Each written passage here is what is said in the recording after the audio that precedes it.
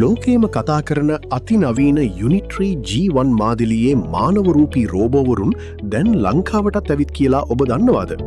ඔව්, ලංකාවේ ඉතිහාසයේ පළමු වතාවට මේ අතිනවීන රෝබෝවරුන්ගේ අපූරු ක්‍රියාකාරකම් ප්‍රසිද්ධියේම දැකගන්න පසුගියදා අපේ රටේ පාසල් දරුවන්ට අවස්ථාව ලැබුණා. මේ රෝබෝවරු ලංකාවට ආවේ ඇයි? සහ මොවුන් සතු පුදුම සහගත තාක්ෂණික හැකියාවන් මොනවාද කියලා අද අපි සම්පූර්ණයෙන්ම කතා කරමු.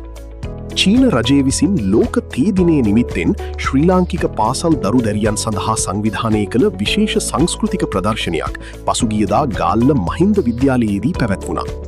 චීනයේ ශිජියාං පලාතේ අස්පෘශ්‍ය සංස්කෘතික උරුමයන් ප්‍රායෝගිකව අත්විඳින්නට මෙහිදී ගාල්ල දිස්ත්‍රික්කයේ පාසල් රැසක දරුවන්ට අවස්ථාව ලැබුණා.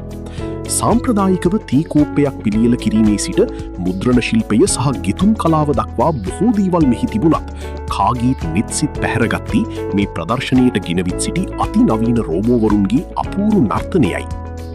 මෙහිදී දරුවන්ව පුදුමයට පත් කළ මේ රෝබෝවරුන් සැබවින්ම ලෝකයේ දැනට නිපදවා ඇති දියුණුතම මානවරූපී යන්ත්‍ර විශේෂයක් වන යුනිට්‍රී G1 මාදිලියේ රෝබෝවරුන් බවට හඳුනාගෙන තිබෙනවා. මේ එක් රෝබෝවරයෙකුගේ මිල ඇමරිකානු ඩොලර් 16,000ක් එනම් ලංකාවේ මුදලින් ලක්ෂ 50කට ආසන්න වෙනවා. සෙන්ටිමීටර 127ක උසින් සහ කිලෝග්‍රෑම් 35ක පමණ බරින් යුත් මේ රෝබෝවරුන් කෘත්‍රිම බුද්ධිය හෙවත් AI තාක්ෂණයෙන් පූර්ණව බලගන්වා තිබෙනවා. ත්‍රිමාන සංවේදක හිවත් 3D ලයිඩාර් තාක්ෂණය සහ ඩිප්ත් කැමරා පද්ධතියක් මගින් තමන්ගේ අවට පරිසරය තත්ත්වකාලීනව හඳුනා ගැනීමේ අති විශාල හැකියාවක් මුන්ට තිබෙනවා. ඒ වගේම එකවර අංශක 360ක්ම ආවරණය වන පරිදි තමන්ගේ සන්ධි ක්‍රියාත්මක කරමින් මිනිසෙකුටත් වඩා නම්‍යශීලීව ගමන් කරන්නට සහ නර්තනයේ යෙදෙන්නට මේ රෝබෝවරුන්ට පුළුවන්. විශේෂයෙන්ම මේ යුනිට්‍රී G1 රෝබෝවරුන් තුළ අන්තර්ගත රීන්ෆෝස්මන්ට් ලර්නින් තාක්ෂණය නිසා යම් හේකින් ලිස්සා ගොස් වැටෙන්නට ගියත් ක්ෂණිකව තමන්ගේ සමතුලිතතාවය රැකගන්නට උන් සමත් වෙනවා.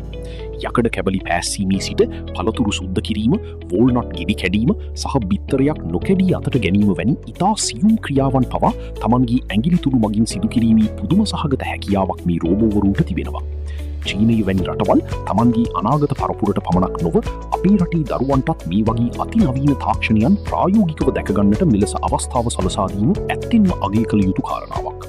ලෝකයේ දියුණුම AI රොබෝ තාක්ෂණය මේ විදිහට අපේ රටේ පාසල් දරුවන්ට දැකගන්නට සැලස්වීම ගැන ඔබ මොකද හිතන්නේ?